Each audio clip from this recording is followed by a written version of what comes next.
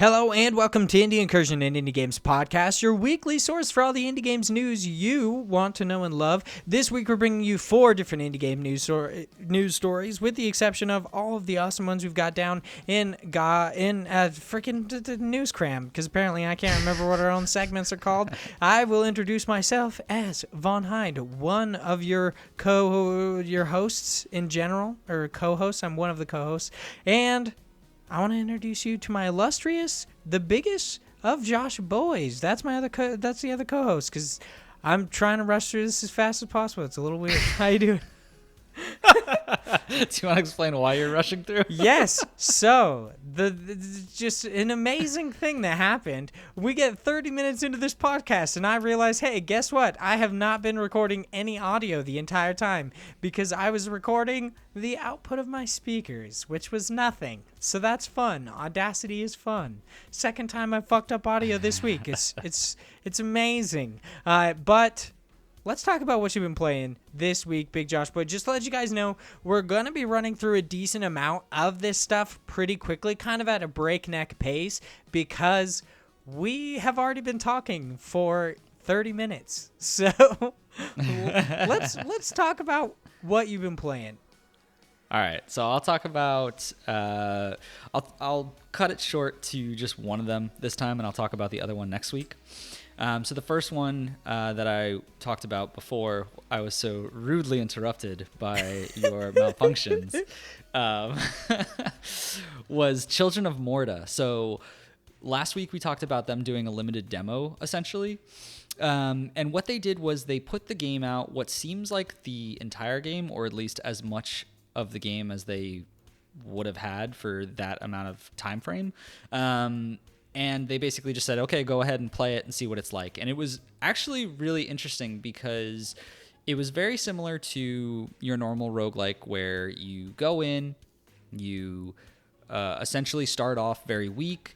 You try to learn, what are your abilities? What are the enemies like? What's happening in this world? And every time you die, you essentially have to start over again. And you're like, oh man, this sucks. But instead, what they do is they put these nice little narrative beats in the middle of each of those. So it's a full-fledged story where essentially you're this family who, it was kind of weird. Like I said, I only played it for that limited amount of time, so I'm not 100% sure on the story, but essentially there's this weird demon or curse that's coming through to your village, and as this family, you're trying to essentially get rid of it.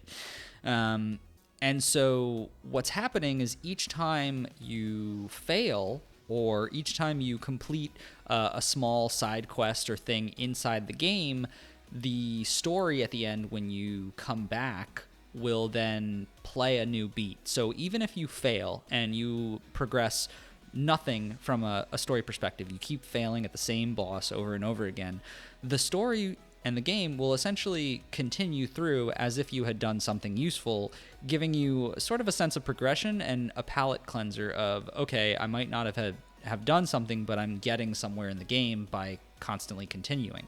So what I mean by that is I had failed at the first boss a couple of times, and each time something new would generally occur. And one of the things that happened was one of the characters in the family, an uncle, had made knives for one of the younger sons. And so you're like, oh, cool, this might mean that I'm going to get to play as this new character. And then essentially the mother says, oh, no, you can't do that, blah, blah, blah. She goes on this whole tangent about how she can't have her baby out there in the wilderness, yada, yada. But at the same time, you know that, okay, well, eventually that will happen. It's just you need to play a couple more times so that you'll eventually unlock that story beat that will have her being like, oh, okay, fine, you can go. And then you'll be able to play the character. So it gives it a sense of progression, and it gives it a good feeling for those who might not be veterans to the roguelike genre, or those who might not be as well-versed in video games as far as the mechanics side of it. So it gives you a good progression side where, okay, I might be failing at this, but I'm still getting further into the story. And then every time you go into it, you're collecting gold, and you're able to upgrade your characters, where over time you'll get slowly stronger and stronger, and then eventually for most case, you should be able to have an easier time beating these different levels and getting farther into the story. Yeah, the nicest thing that you talked about was the fact that you actually feel like you're kind of getting something because of that, like the narrative that's being shown. Even though you might have been defeated, the fact that you get that narrative bit is really, really nice. I like that a lot. I'm very excited for Children of Morta, especially because I want to see how the family grows and the dynamic between the different characters. I'm really excited to just kind of have this weird, like, Brady Bunch-esque game, but also like this action roguelike game. I'm very excited for Children of Morta. I can't wait for September. Yeah, it was really interesting actually, because I liked the way they did the overworld. So one of the things about the family is you get to play as, those multiple characters, but you only start off with the first two, which is the father and the daughter. And you get to play as a girl with bow and arrows, and you get to play with a guy who has a sword and shield. And that's really all, in most roguelikes you would get, is you get to pick the character and then you go through different worlds. But essentially what this is you have a teleporter where you're picking what area you want to go to. But if you don't click the teleporter and you click back outside of the door, you'll go back to essentially just the giant house. And inside the house, you'll see all of the different family members kind of walking around and doing their own thing as if they would like normal. So you're kind of just watching them either sitting on a bed playing a violin, or like the little girl is drawing paintings. The uncle is in his workshop basically working on just whatever he's working on. He's tinkering away at things. And so each one of them has their own narratives that they're basically talking. So you'll kind of just watch and they'll start saying things throughout the world that you can read.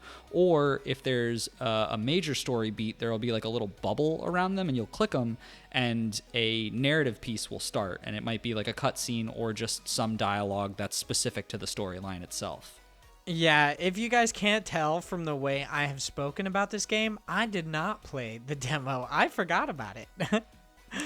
So I'll just have to wait for the full release of the game. The games that I've been playing this week, I forgot to say on the one that now does not exist. I actually played, I'm hopping back into The Legend of Zelda Breath of the Wild, but the indie game I played is called Ambitions of the Slimes. It is a tactical, it's a tactical tile-based game where you actually play as slimes instead of playing as like the warriors and such, and your goal is to take control of the opposing force or kill them. But the coolest thing about it is your slimes are so absolutely terrible at combat that the way you actually defeat or you kind of win battles is taking over the enemy team and using them to actually kill the enemy.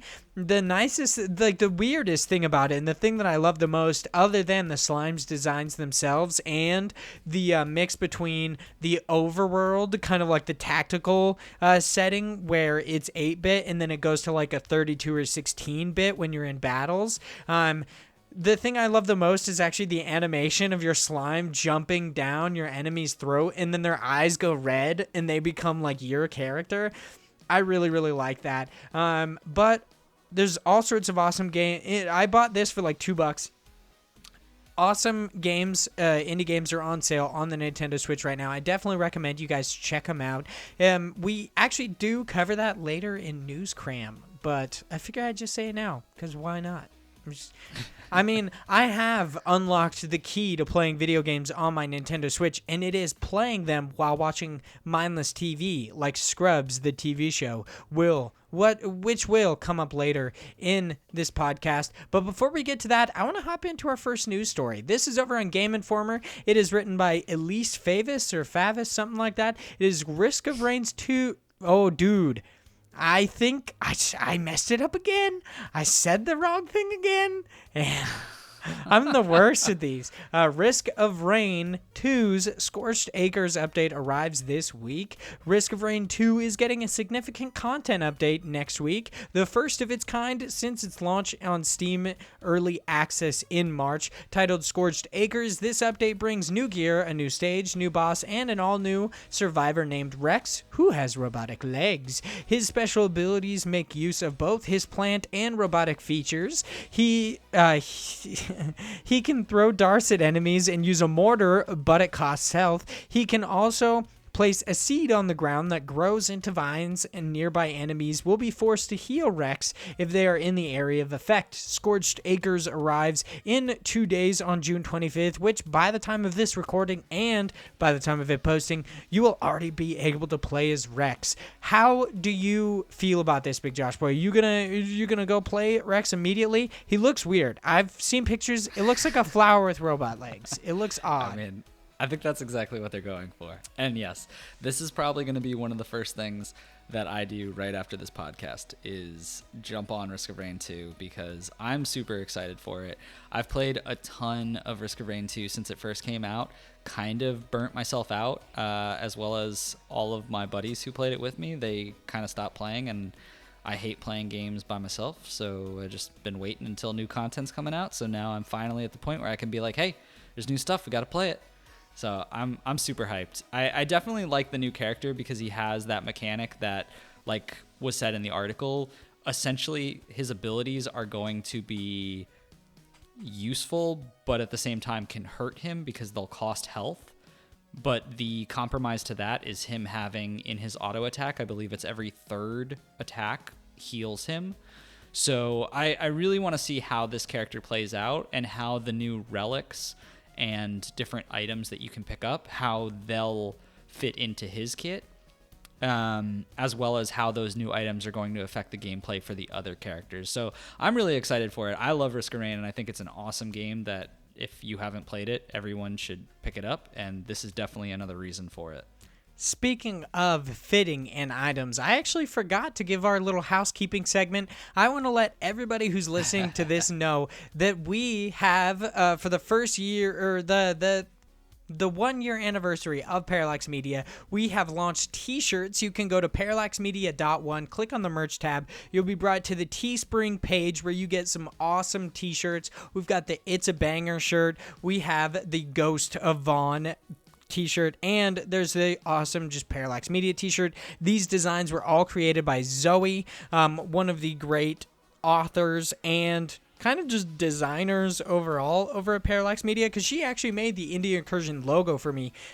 That really cool like alien with the claw game. I really like that design. I think it looks really cool. I really enjoy the Ghost of Von High t-shirt. I think it's hilarious, and I do like that on the back of each of the like It's a Banger and Vaughn t-shirts, it actually has the @IndiePod. I think that looks really good, and I really like them. So those ones are over on Teespring. If you guys want to pick those up, make sure you do. They look good. I'm actually really excited about it. I'm gonna buy one. I think it might be weird. One? But which one? The Ghost, dude. I got it. I'm not gonna rep the banger. I'm not gonna rep the banger. I said it on the recording that got screwed up, but what was it? I said it. You can't argue with the logic that it is certified 100% a banger every episode. Yeah, and I still cannot argue with that logic. It's solid. It's almost as solid as the weapons you'll use in Streets of Rogue, Josh. I'm sorry we're moving so quickly, but I've got to. Our next news story is over on Game Informer. It is Streets of Rogue exits early access for full release this July. I didn't mess it up that time. I'm really glad. I know. What was it? Streets of Rogue eggs? I don't even know. The first time, yeah, it came out as eggs or something weird. I don't get it. This is also written by Elise Favis or Vavis, whatever her name is. So it is getting a full release on July 12th on the Nintendo Switch, PlayStation 4, Xbox One, and PC. But I'm going to let Josh explain what exactly the game is mostly because he probably does a better job than this. But I know you can play as a monkey, which is cool, or an ape. An ape. I said a monkey both times, and I keep forgetting it's an ape. It's okay. It's okay. Yeah, so essentially, this game is very similar to what you would expect from a roguelike, where you're going through, you're starting off with a base kit, you're trying to complete some kind of quest or some mission and get from one level to the next.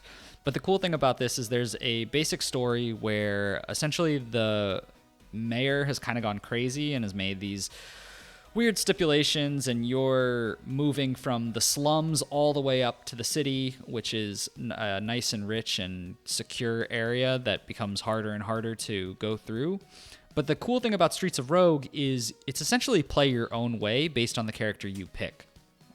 So you can play as an ape, like we talked about, and you can run in and you can just beat stuff up and destroy everything and have a grand old time trying to complete any of the missions that they throw your way. Now, the problem is the missions in each level are randomly generated, and they can be anything from assassinate someone, which is great for the ape who just needs to run in and beat someone up. But it might also be something like go into this area and turn off a bunch of terminals. It might be find something that's hidden in a safe or trade with someone. It might be escort someone out of a certain area. And as an ape, certain of those quests might not be great for you because you can't really talk to people and actually bargain with them, whereas if you were a bartender, you might be able to haggle with someone and trade a drink for the item that you need.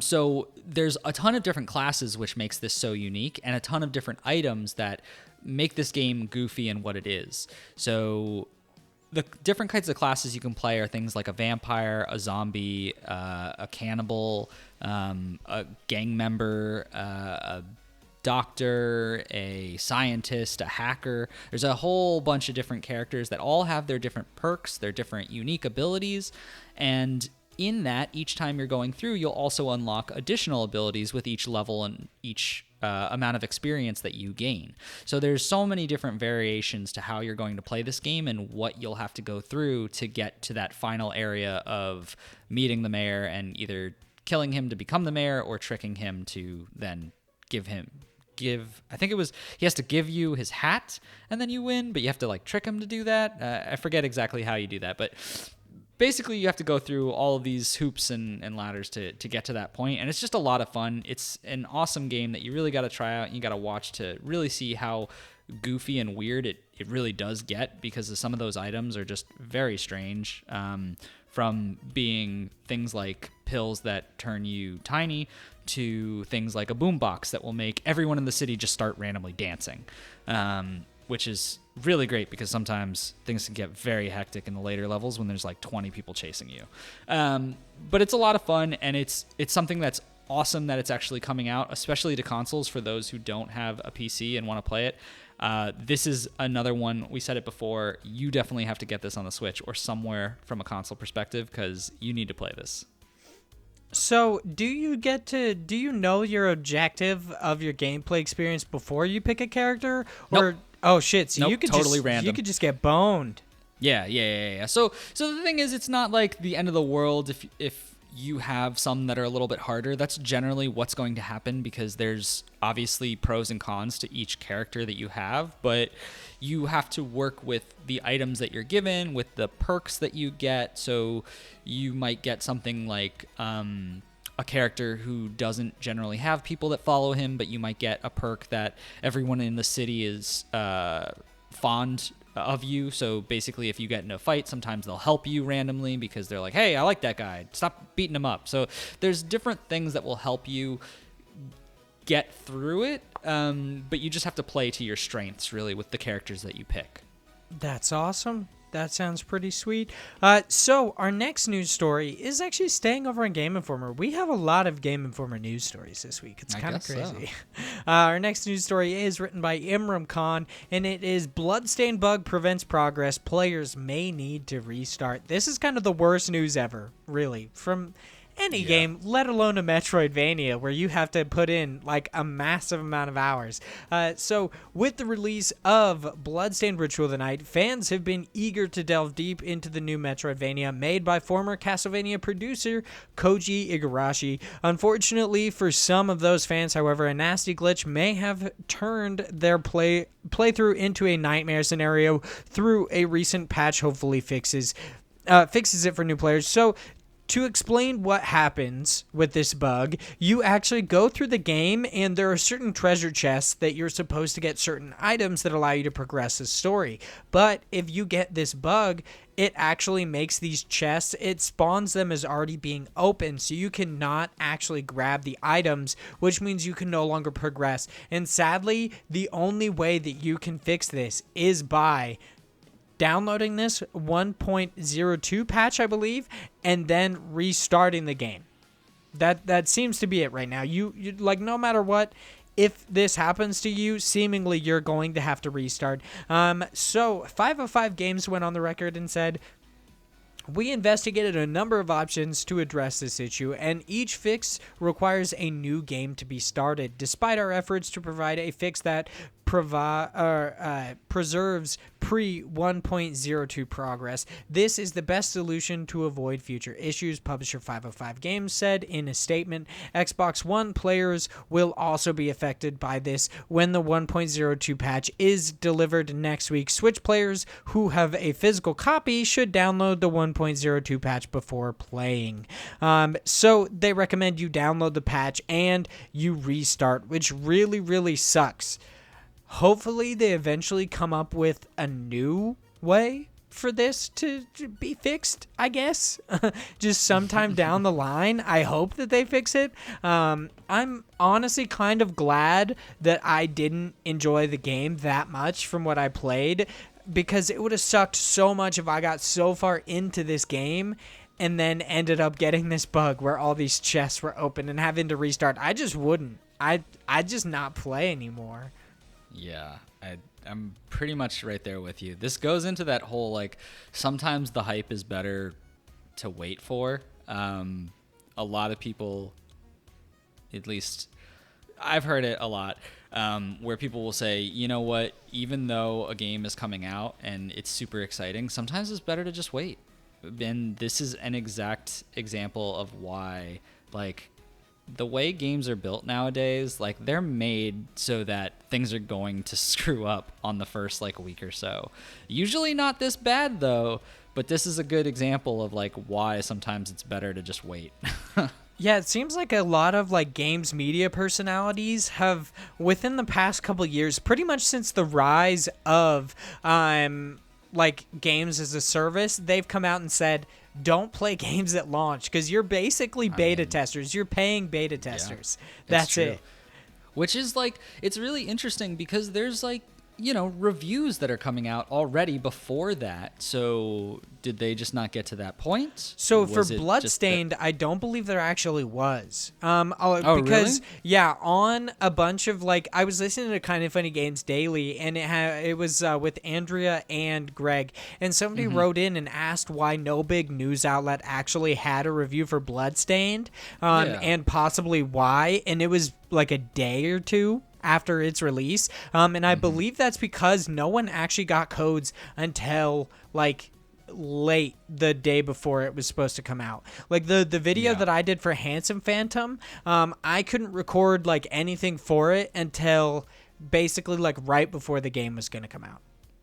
Right, yeah, no, and I get that, but, like, there's reviews for it now. Like, that's true. We should preface this with saying that it's been, I think, like a week since this game came out, so it's possible that, like, reviewers didn't get the bug. It's possible that they did. I don't really know. It really sucks that this happened to people. Especially, I've heard that some people were, like, on the same Games Daily episode, I believe some people wrote in to say that they were, like, 20 hours in, like a deep, like double digits into this game, and then they could not open a chest because it was already open. There's no way I would keep playing. I don't like that. That pumps the brakes so hard. There's no way I would just drop a game that does that. I can't imagine being that invested into something and then being told, okay, well now do it all over again, even though you've made no progression further. Yeah, the only way that I would honestly play it if that happened was I would, like, a DLC or something would have to drop. I would stop playing, and then a DLC or just something special would have to get me back into that game, and then I would restart it. But there's no way that I would restart it immediately. It's just, I don't think there's many people who actually would. Yeah, no, I would just probably drop it and then hope that, maybe months down the road that something comes out that fixes it. But I feel like, especially 20 hours in, it's just such a long time to really to invest to then be told, okay, well, you're done now. So speaking of just shitty stuff happening with Bloodstained Curse or Ritual of the Night, now we're moving on to our last news story. This over on IGN, written by Colin Stevens, and it is Bloodstained Ritual of the Night devs shifting resources to improve performance on the Nintendo Switch. So lots of people have been saying, and as this article goes on to say, fans have been reporting performance issues for the Nintendo Switch version of Bloodstained Ritual of the Night, and developer Artplay announced it is immediately shifting resources to improve performance and stability on the Nintendo Switch. They announced it on Twitter. The statement reads, "We have been listening to the feedback regarding Switch performance. Our goal is for everyone, regardless of platform, to be able to enjoy the game and have it run smoothly. We want to live up to your and our expectations. Throughout the QA process, we have been addressing performance issues in the game. Update 1.01 was published to Switch prior to launch to add content and improve performance. It did not accomplish as much as we'd hoped, and we need to do more." So, I mean, I feel weird pointing this out, but seemingly they knew that it was not going to be good on Switch. Yeah. I mean, they just admitted it, that they were basically trying to patch it before the game even came out on the Nintendo Switch because they knew that it was so bad. Mm-hmm. Okay, the statement goes on to say, "We will have more details as we dive into the work. We thank you for your patience and apologize for the inconvenience. To address the concerns brought by the community, we are immediately shifting resources to improve performance and stability for the Nintendo Switch. You can expect a number of small updates that will improve different areas of the game rather than waiting longer for a big update." So I think that's good that they're doing that. But yeah. But they probably should have just done better to begin with. Yeah, obviously they knew that this was not going to be good if they put at all just any resources in to fixing something that literally the only segment of this game that seems to be doing poorly performance-wise is this Nintendo Switch version. So they knew that something was wrong with this before they even launched it. I mean, I think game development is really complex, and I imagine it's very hard to develop a game. But this is, I don't know, this is just weird. It feels uncomfortable to me, if anything.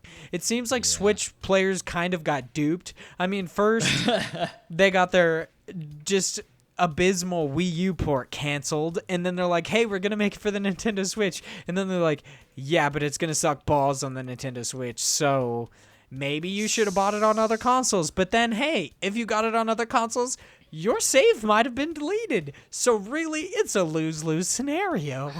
I mean, Nintendo Switch people have both the best of both worlds. They not only have to deal with all that shitty stuff, but if they even get to that part, then they won't have their their game kind of ruined. I don't know. This is, I mean, I threw these articles saying that we should talk about these just because, like, I mean, I hate to kind of kick them while they're down, but man, this just sucks for Bloodstained. Like, so much. And apparently the game is like really good from what I've heard. Like people who like that style of gameplay, the Castlevania gameplay, like this is very true to its name. And it really just sucks. Like this is kind of one of those things where I wonder what would have been better. Like, should they have just said, you know what, we realize that this sucks, and just been like, nope, it's actually being delayed and the Nintendo Switch version isn't coming out? Or should they have gone this route and just been like, it's going to be really shitty, but, you know, we'll get to it eventually? Honestly, I imagine if they if they could have foreseen the fact that they would have had these save issues, I think that they would have delayed the Nintendo Switch port. Especially one, to just fix the save issue, but let alone the fact that fans are reporting inconsistent frame rates, freezing, input latency, blurry textures, reduced graphical effects, crashes, and some have even had to re-download the game. Holy shit! It's pretty bad. Oh, it's interesting my too gosh. because it's not granted, this does look very nice and graphically it is, something that's up there, so to speak, but it's not like I don't see. I've seen other games on the Switch that are more graphically intensive that I feel like would justify that kind, but I mean, obviously this is something more than just its graphical processing. Yeah, there's something with this. A lot of people have been talking about how when you purchase a game on the Nintendo Switch, you there's a reasonable expectation that it is not going to be graphically, it is not going to be as good as the standard console ports just because of the Nintendo Switch's processing power. But it seems like this is much more egregious than just that. It seems like this is legitimate issues that may actually keep you from playing the game. And then if you play the game, your save might get deleted, so that's fun.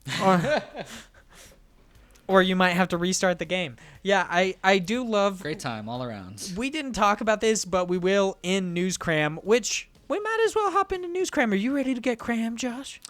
Cram. So, let's do it. First off in News Cram, I feel like we should actually just talk about the Bloodstained thing first, since we're on the topic. We have an article about Bloodstained and the Switch users really not liking their port of the game. It's on Game Informer. Is Bloodstained Switch owners are not satisfied with their version. Yeah, considering this IGN article, I wouldn't be either. I would be pretty pissed. Sounds about right. I would not be happy at all. So more News Cram. We've got Contra-like Blazing Chrome is coming in July. This is over on Polygon. Also on Polygon, we've got, and now for the best video game trailer of the year so far, the trailer is for my friend Pedro. It's a pretty great trailer. Yeah, I like it. I like it. No gameplay, but the trailer looks awesome. Yeah, I mean, we've been shown the gameplay so many times. It's kind of weird. My friend Pedro has the exact opposite issue that every other game had, where every other game shows massive amounts of cinematic trailers and no gameplay. And my friend Pedro, they only show fucking gameplay. And you're like, what's the story? And it's like, I don't know. Haven't got a story trailer yet. Hey, now we finally get one. And yeah, it's just as weird as I thought it was before. Your friend is like a sentient banana and you play some freaking John Wick-esque character that blows the heads off of cartel members and shit. This game looks awesome. If it wasn't $25, I already would have bought it. If it was only $2, like Ambitions of the Slimes, I would have bought it. The true poor man struggle. Now we've got one over on Game Informer. This is Cuphead dev making a Zelda game would be a dream come true. I think most developers would say that. I hate to discount your love for Zelda games, but yeah, I imagine most people think that. I mean, yeah, any Nintendo franchise would be amazing to... Well, I mean, I guess not any. I don't know. You kind of go down in history if you touch a Nintendo franchise. I imagine the developers of Cadence of Hyrule will, no matter what, now they'll be I won't say on the tip of people's tongues, but they'll be remembered for the rest of gaming history as long as The Legend of Zelda is a thing, because they made a Legend of Zelda game.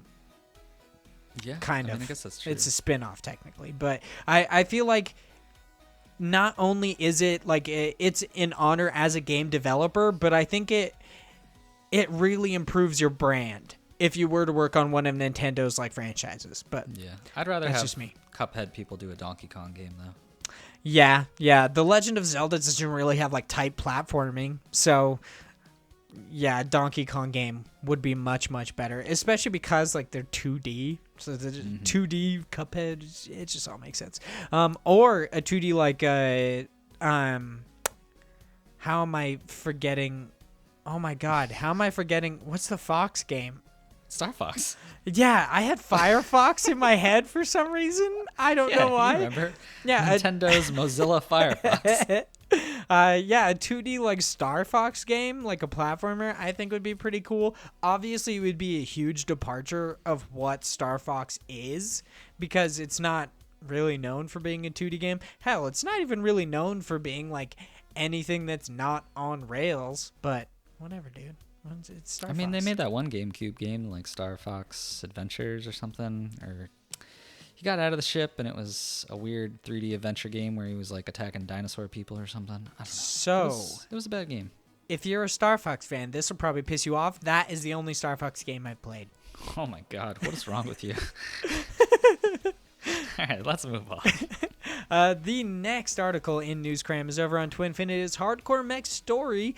Trailer is the most epic thing you've ever seen, or it's actually you'll see today. But why not just make something up? On Nintendo Life, we've got Special Reserve reveals GRIS Signature Edition for Switch, priced at $249.99.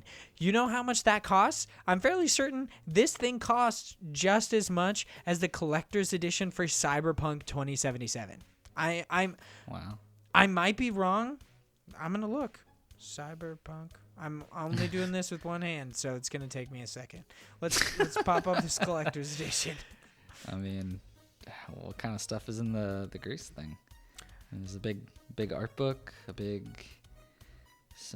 what are those, CDs? I don't know. What's in here? Oh, it's a vinyl too? Oh, interesting. I mean, I'm not saying you cool don't stuff get in cool here. stuff, but There's some cool stuff. indie games like typically have cheaper priced collector's editions. Like there was the Moonlighter Signature Edition, which was like $60, I believe, which gave you that really cool slime plush. I really liked it a lot. Then you have what was it? Owlboy had $100 like collector's edition. Golf Story had, I believe, $150 collector's edition that came with like a trophy. But yeah, Cyberpunk 2077's collector's edition is $249. Wow. So it's the exact same price as this GRIS Signature Edition. So which one are you gonna pick? I honestly, probably the only time I'll play GRIS is if I buy that statue that they had, like that Devolver had on their store, because it also came with that GRIS like copy. We talked about this on the podcast like 3 months ago or something, but it's a really cool statue, and that'll probably be how I play it. I don't think I'll buy either of those collector's editions. But also on Nintendo Life is action adventure game Sparklite to receive gorgeous signature edition this October. Hopefully it doesn't cost $249, but you never know. Well, maybe. Also on Nintendo Life, we got a lot of Nintendo Life ones, so just be prepared. Actually, like the next 40, I swear, just basically all of the rest of them are Nintendo Life, actually. This one is Never Give Up brings Death-Defying Twitch platforming to Switch this August. Then we've got Risk of Rain 2 has been rated for the Nintendo Switch. You know what, dude? I think I'm going to wait for the Nintendo Switch version of Risk of Rain 2. No, you fool. Because then I won't be able to play with you. Or you'll have to buy it on Nintendo Switch to play with me. I'll just wait until they do that cross-platform stuff. That would be cool. That would be cool. Then we've got Dream Daddy arrives on the Switch eShop at the start of next month. Thank God. Yeah, you want to see some of those big bulbous penises? That's all I'm looking forward to. Instead what of- else do we got going on in July? Instead of those thick anime titties, you got big bulbous penises. I mean, one or the other, really.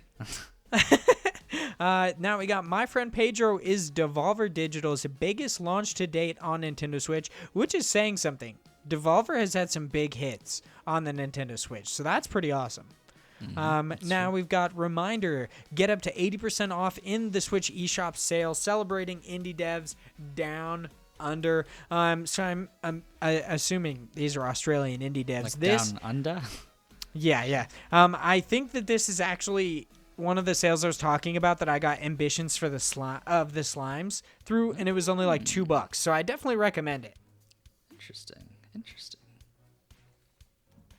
Then we got PQube, maybe, to release more Switch eShop games physically in Europe to launch today.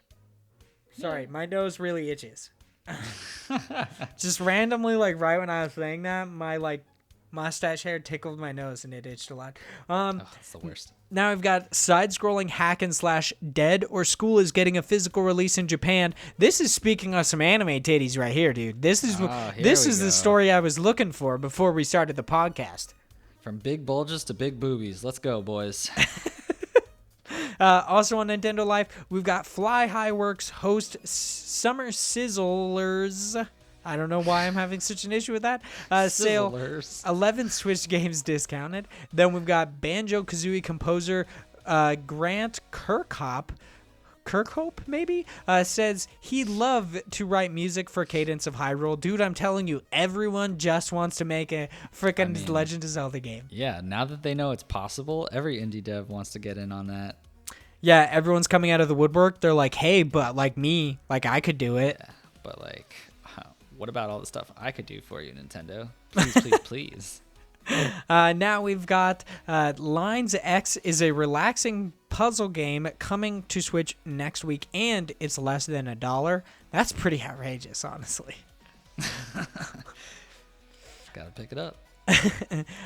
Is that Siberian or Kyberian? I'm going to go with Kyberian.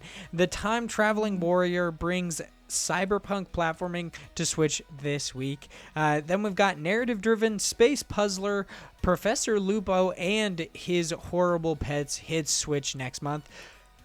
Oh my gosh, my mouth is so dry, dude. There's so many of these. There's a lot. This is a news mountain. I had to take a drink because this is excessive. Yeah, this is a lot. And now we get to the aforementioned Bloodstained story. Bloodstained Switch owners are not satisfied with their version. This is over on Game Informer. Then we've got GRIS is getting a physical release vinyl soundtrack and signature edition, which costs $249.99. So, suck it.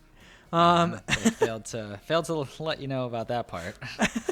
Lost Orbit Terminal Velocity embarks on a perilous journey to the Switch next month. This is on Nintendo Life. Then we've got Tricky Kitchen Puzzler Automachef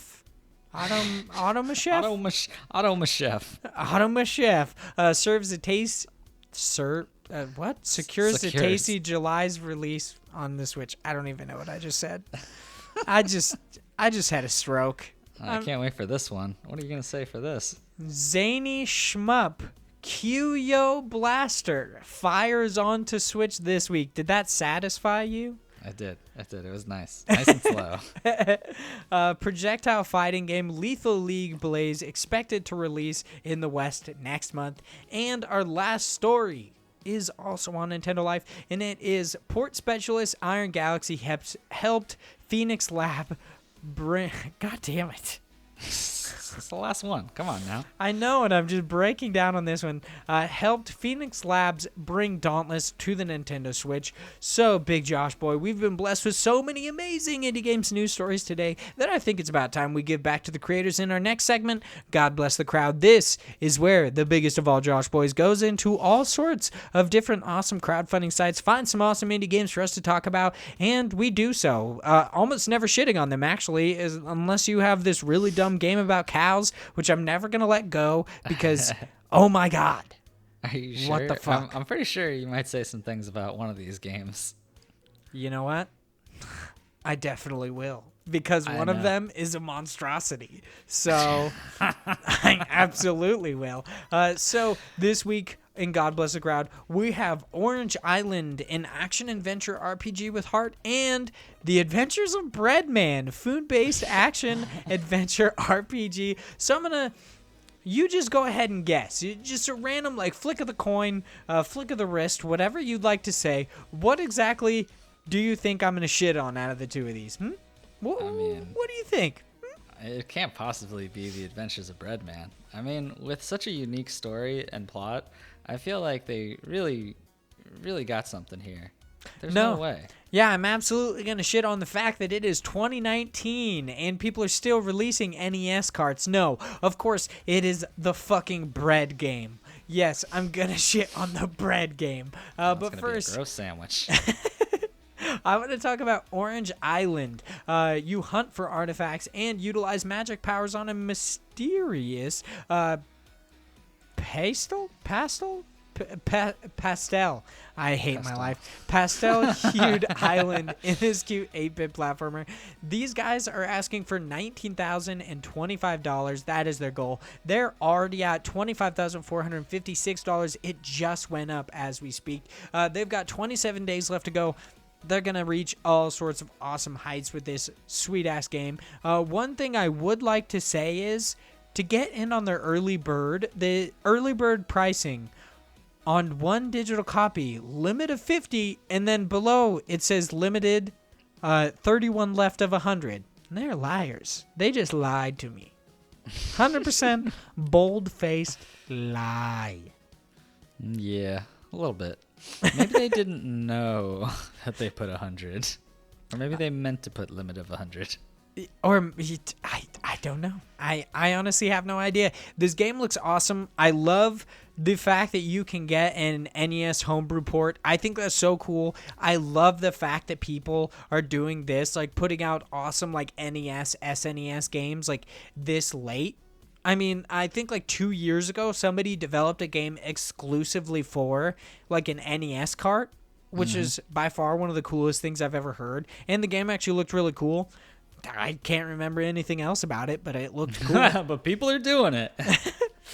I do hate, though, that you got to wait till they get like 49K pounds, whatever, to get the Nintendo Switch port. And they allude to a PlayStation 4 port in one of their, right here. For their standard stuff, it says stretch goal reward, digital copy of the game for PS4 or Nintendo Switch. So I'm wondering if the PlayStation 4 is secured at the 49K, or is it like one of the hidden ones that's not shown yet? Yeah, I don't know. That always bothers me. I'm always curious. Yeah, I don't know. You just gotta wait and see, or give them money and then hope that it's something you want. That's very true. So how do you feel about this game? Are you going to play? Have you already tried out the demo? No, I haven't tried out the demo. I thought it looked interesting. It looks very true to its nature of being an NES game. Excuse me. It has a mixture of both platforming and then kind of a shmup sequence randomly thrown in there, which was a little weird. But it looks interesting because it seems like they're going for more of an RPG, even though there are those platformer elements to it. It seems like it's trying to do a lot all at once, but it looks super cute. And I think that from a gameplay perspective, if you're, creating this just NES style game, the thing that's going to make this worth it is how they branch out from this aspect. So I'm not exactly 100% sure. I see that there's a number of different characters, that there's things like, balancing life, magic, and items in the game. They seem to be trying to have quite a number of enemies throughout, since obviously this being more advanced, since we're not in the time of NES, they can actually go about putting a number of enemies on the screen without lagging down the cartridge itself. Which is really nice because it makes it obviously much more difficult. But I'm not 100% sure if this is going to be a game really for me per se. It looks super cute, and to be honest, the actual goal for it, or not goal, but the starting point of it, I think is only like $15, which isn't too bad to get the game. 13. Oh, 13. See, that's even better. And I do like that the initial 13 is part of the stretch goal, where if they make it, you still will be able to say, oh, from that 13, I just want the Nintendo Switch port instead. So I definitely think that's a plus, but just looking at the main aspect to this. I don't know if this is going to be a Josh game. I do really like that they talk about the features and they say no microtransactions or gambling. I don't know why. I mean, just to let you guys know, there are no surprise mechanics seen in Orange Island. So what you get is kind of what you'd expect. It's not like an EA game by chance. Did you hear about that? Their response. I was just talking about the fucking like, what was it? I don't actually know who said it. I think it was like EA CEO or something like that came out and said that like their microtransaction and loot boxes were actually surprise mechanics and they're not gambling at all or something like that.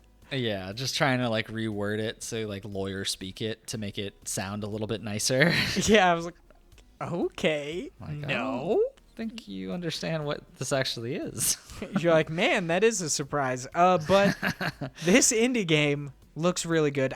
This might not actually even be a game for me, even though it has some awesome pixel art. It looks a little odd, but you know what? It's only $10. Well, kind of. It's like $13. When it actually comes out on consoles, I will definitely pick this thing up. This isn't going to be something I need to play immediately, so I'm not worried about like.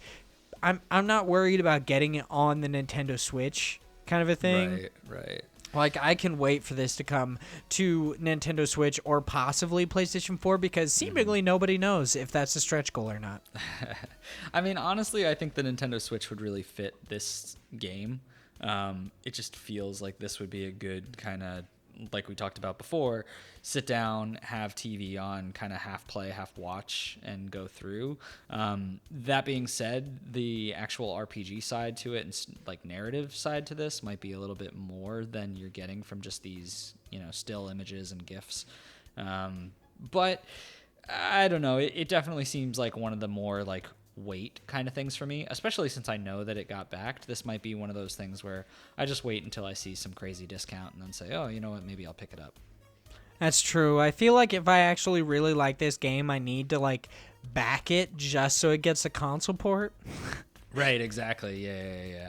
Which is kind of weird. I really like its art style, especially in like, which is weird. I like the art style the most when it's kind of their concept art, like of the slimes and stuff. They look so weird and like droopy and stuff. And then in game, of course, I also like the slimes. I don't know if this was on the now non-existent recording or on this one. I really like slimes. I didn't know that. That's what I was going to say is like, I feel like I've heard you say you like slimes quite a few times today. You know what I'm going to say?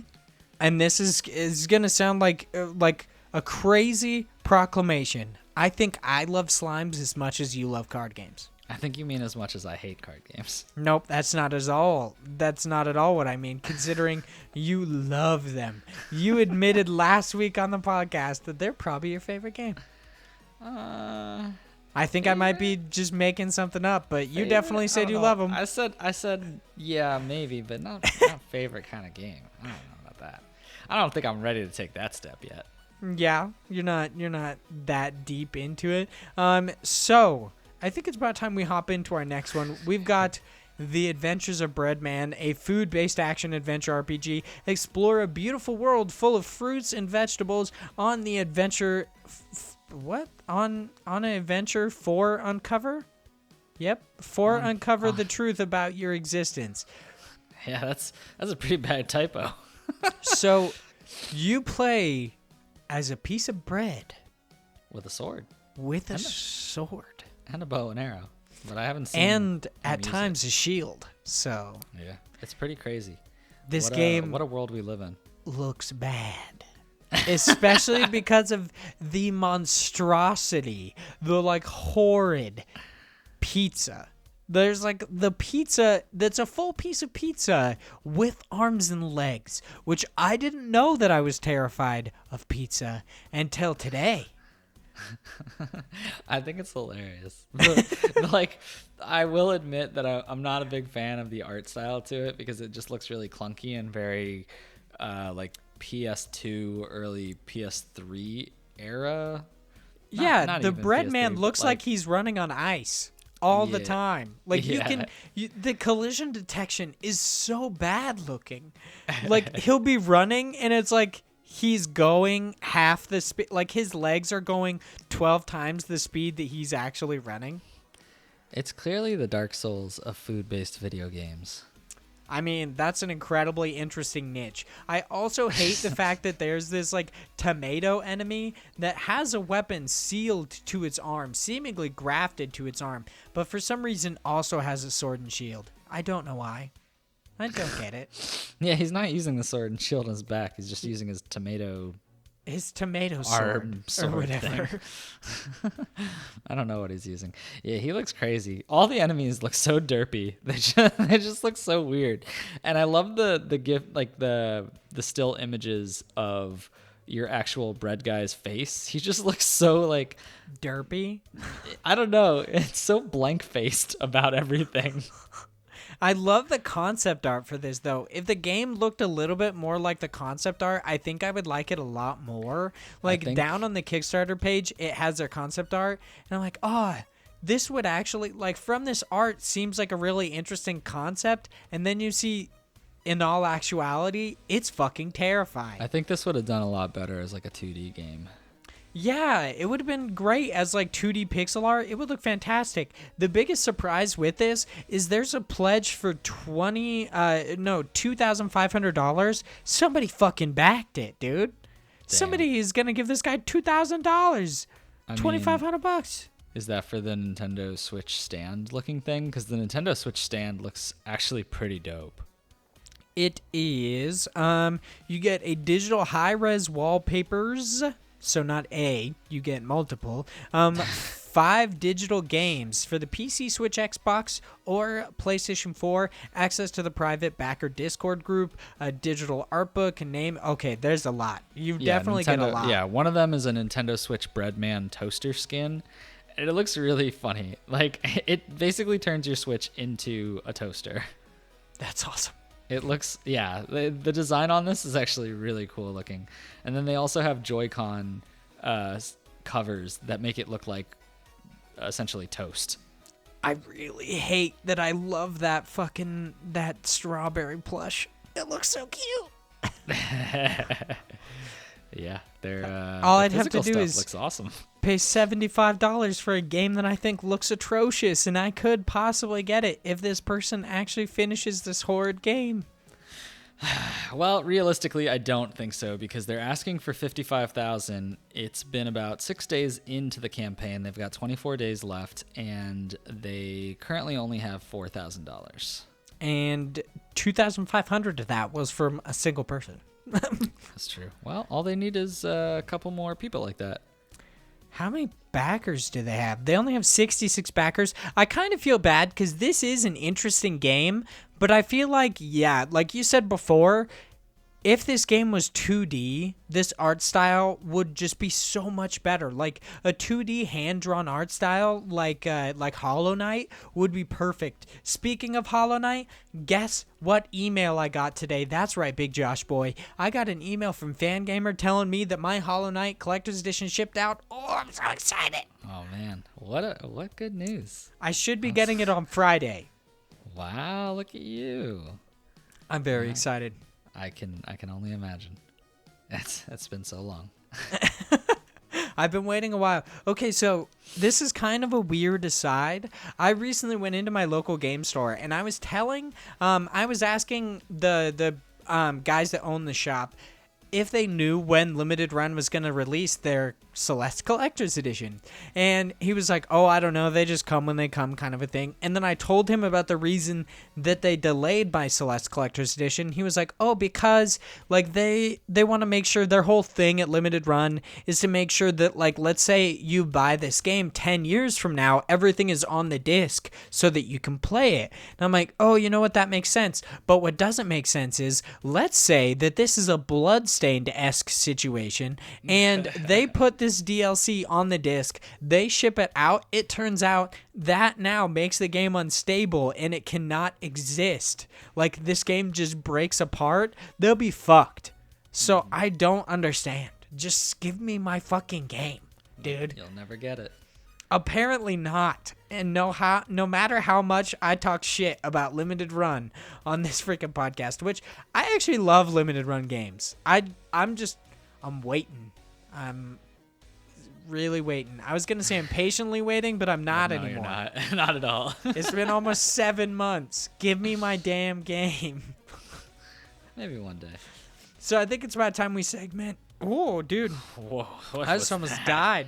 Yeah, that didn't sound good at all. Time for what? What segment? That was the driest my mouth has ever been. It's been a while. We've been recording for quite some time now. Yeah, I forgot that we did almost an hour before we restarted and then did an hour at an hour. Now it's time we hop into the last segment of this podcast, which is our random question. This week, I want to ask you, are there any games that don't age well? So, to preface this with a little bit of context, I'm not talking about graphics or gameplay. I'm talking about the content specifically being applicable in 2019. So it's mostly due to social issues. So this is where Scrubs comes up. Yep. When I was younger, absolutely adored Scrubs. I loved that TV show. But existing in 2019 with like the social parameters of our existence, just basically like, I hate saying social justice because I'm not actually sure if it's kind of a derogatory term now. But all these leaps and bounds within our social structure, this show does not age well. I can easily say that. Like, there is an episode where, and I should say, to their point, this guy, the character, the Todd, is not meant to be liked. Yeah. He is a detestable person. People hate him. But there's an episode where Elliot is bent down and Todd basically says something along the lines of like offering her to like give him head. And I was like, what? What just happened? Like, and that kind of stuff happens in literally every episode. This is like, this TV show just does not age well. It's kind of like the movie Waiting. That movie ages horribly, literally, because 90% of that movie is just dudes showing other dudes their balls. Like, so that's kind of the stuff I wanted to ask you about. And I wanted to know because I was thinking about it and I was like, I actually don't think there are games that age poorly based on content until I really thought about it. And I was like, oh yeah, there are. So what do you think? What would be your games, or what would you like to talk about with this topic? So this is interesting. I tried to think about this, and nothing really came to mind at first, and really even now. To my knowledge, I can't really think of anything that makes me scream like, "Oh yeah, this definitely did not age well." But I think this was an interesting topic because I saw this just yesterday on the docket, and I was actually rewatching Friends with my wife. And I ran into this like the same kind of situation. So I thought it was very interesting because they have the same kind of concept where it was a different time, a different era. So there's different kinds of jokes. And there's this one part where Ross and Chandler are going back and forth and they're like telling each other like secrets in front of Monica because of this whole big thing about blah, blah, blah.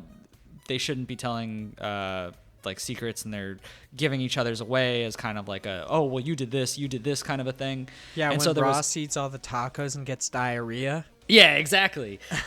So we watched that episode and we were like watching it. It's kind of funny. And then all of a sudden it goes to the one story where he's like, well, actually Chandler kissed a guy, and it just kept coming up. And it was like, well, Chandler kissed a guy, and it was like, ha ha ha. And I was like, that wouldn't really work in this kind of day and age. Like, Dude. Scrubs makes so many gay jokes. Yeah, like it's really crazy to me because it was just, that was like the social norm. That was like, oh, that was a funny thing that people picked apart at. And it's like now you see it and you're like, it's just a big like, oof. It's like, oh, I don't know about that one. Like, yeah, it's kind of cringeworthy. But it's a good like historical standpoint on like how things change, I guess, from a comedic standpoint and just in general, like a society standpoint. So it's really interesting, and I'm sure there's a lot of good examples from games. I'm just not good at remembering them. So I don't Yeah, I don't know. Although I'm sure, because like the whole point about video games in a lot of cases, like obviously there's many that are just for the gameplay, but a lot of them are really story driven, especially early on, because that was really where they could shine more than graphical interfaces. So I feel like there's just nothing really coming to mind. I don't know. Did you think of any when you came up with the question? So some that I were thinking of, that I have been thinking about, really, like, it's not that they didn't age well, it's just that they were never kind of okay. One being like the Postal series about that guy who just goes on a rampage and you can use cats as silencers. You basically like ram a gun up their butt and use them as silencers. I don't think those have ever been good, but I think it'll get so much worse the further we go. Like, people will look back on those and just be like, what? Or that like school shooter simulator, that is never going to be okay. Oh yeah. Like, in no world. Or that rape game. Like, there's just certain games that you're like, but why though? Why'd you spend your time on that? Like, of all things. Come on, guys. But the series that I can think of that I don't think will age well, so this isn't right now, I don't think it's aged well, I don't think it will age well, is the Senran Kagura games that are, or like games like Galgun or like Panty Party, kind of like these weird, just these weird like over-sexualized games. I don't feel like will age well. I'm not saying that they don't have a place. I'm not saying they're bad or anything. I just think that they, like, in a couple years, when we look back on them, it'll seem a little weird that these existed, kind of a thing. But I still think that they have a place. Like, people enjoy these games. I've honestly thought about buying like Panty Party because that game was so weird. Where you just play as like, it's like a third person shooter where you play as panties. Galgun has always seemed weird, where it's like all about like shooting girls with your love, and I'm like, no, though, I don't know. And then of course there's like the Senran Kagura games, which one of them is all about like literally having, it's basically just a wet t-shirt contest of a video game. Like those are always kind of interesting. So I feel like those will not age well. Even though I will admit, I've actually wanted to see what those games are like before. I've wanted to buy them if they didn't cost so much, because people actually really enjoy them and they're pretty highly sought after. If they didn't cost so much, I would actually try them, because they seem really interesting. Let alone, I will buy Subverse when it comes to consoles, because no, you will not. I need that game. No, you will not. Yeah, I don't know. I mean, I know there's anything with a story that had something that was, mildly on the tiptoe of, or I guess on the tiptoe of not being the social norm kind of a thing, has the risk of running into not aging well. Just nothing comes to mind specifically for me.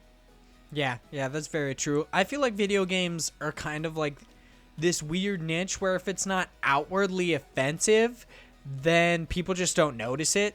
Right. Kind of a thing. Like Postal, the school shooter, the rape game or whatever, those are obviously meant to make you feel uncomfortable so people notice them, but otherwise it's like not a big deal. Kind of a thing, unless you're mowing down an airport in Call of Duty, and then it's just a little crazy. But yeah, that was a weird one. Yeah, that was interesting. That is the end of this podcast. Thank you guys so much for listening. Make sure you check out our awesome merch. Pop over to parallaxmedia.one.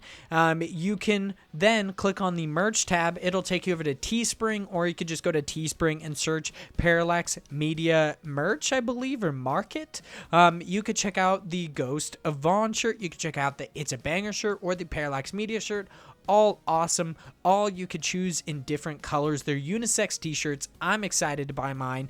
And you can follow the podcast on Twitter at IndiePod. You can follow me on Twitter at Hyde Legion. And you can follow Josh at _Josh90. Is there anything you wanted to say before we get off the podcast, Big Josh boy? No, I think we covered everything. Just go out there and get some shirts, guys. I mean, some things we covered twice, so I mean, yeah, I went on a whole rant about a bunch of stuff that no one will ever hear. That's very true. That's very true. Thank you guys so much for listening. Make sure you buy some shirts, and we'll see you guys next week. Bye, guys.